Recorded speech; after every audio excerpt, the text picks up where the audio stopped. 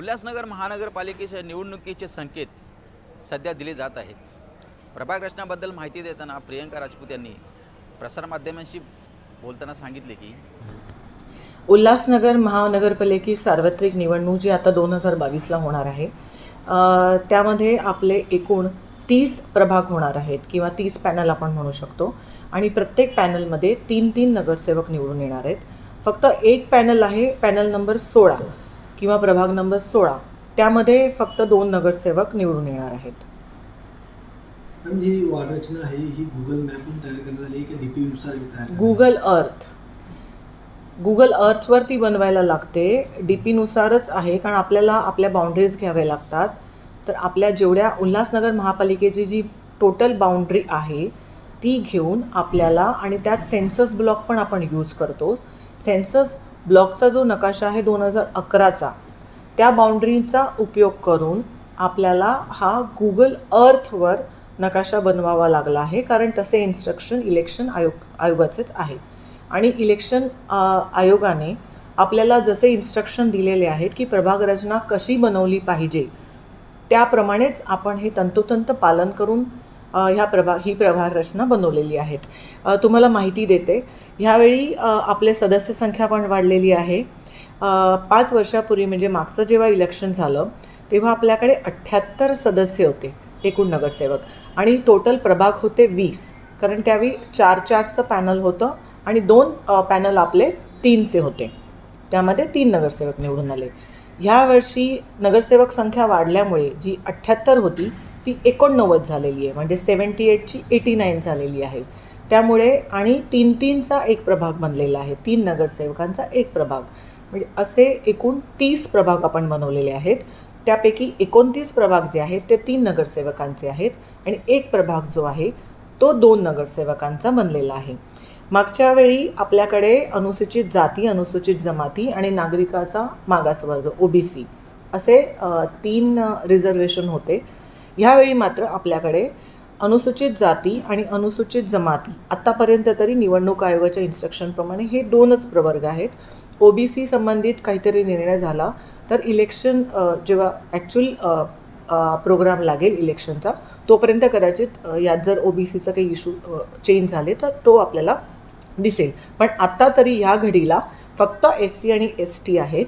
आपली आता प्रभाग सदस्य संख्या वाढल्यामुळे मागच्या वेळेस जेव्हा 78 नगरसेवक होते तेव्हा आपल्याकडे 13 अनुसूचित जातीचे उमेदवार होते, रिझर्वेशन होतं. ह्यावेळी 89 नगरसेवक झाल्यामुळे अनुसूचित जातीचं रिझर्वेशन 13वरून आपलं 15 झालेलं आहे, म्हणजे 15 नगरसेवक हे अनुसूचित जातीचे असणार आहेत. मात्र अनुसूचित जमाती मागच्या वेळी पण आपलं एकच पद होतं, एकच नगरसेवक होते, आणि ह्यावेळी पण एकच पद आहे अनुसूचित जमातीचं. त्यामध्ये बदल झालेला नाही. फक्त OBCचं मात्र बदल हा झालेला आहे की मागच्या वेळी 21 होते OBC च्या सीट्स, यावेळी मात्र 0 आहेत, कारण त्या सगळ्या ओपनमध्ये गेलेल्या आहेत. मागच्या वेळी आपल्याकडे लोकसंख्या तर बदल झालेला नाही आहे, पण स्त्रियांसाठी आरक्षित पदं मागच्या वेळी 39 होती, म्हणजे 39, आणि ह्यावेळी मात्र ती 45 झालेली आहेत, कारण 50% रिझर्वेशन लेडीजसाठी आहे. मॅडम, याच्यामध्ये आता ज्यांना हरकती किंवा सूचना द्यायच्या असतील तर कशा प्रकारे त्यांचं फॉर्मॅट असणार आहे किंवा आपल्याकडे काय तक्रारी घेतल्या जाणार? अर्थातच त्यासाठीच आपण आज आयोगाने दिलेल्या शेड्यूलनुसार, कार्यक्रमानुसार हे जे आपल्या बाउंड्रीज आहेत आणि नकाशे आणि हद्दी बाउंड्रीज म्हणजे पूर्व, पश्चिम, दक्षिण, उत्तर ही जी हद्द आहे प्रत्येक वॉर्डची, ती आपण आज पब्लिश केलेली आहे. महापालिकेत 2 ठिकाणी पब्लिश केलेली आहे.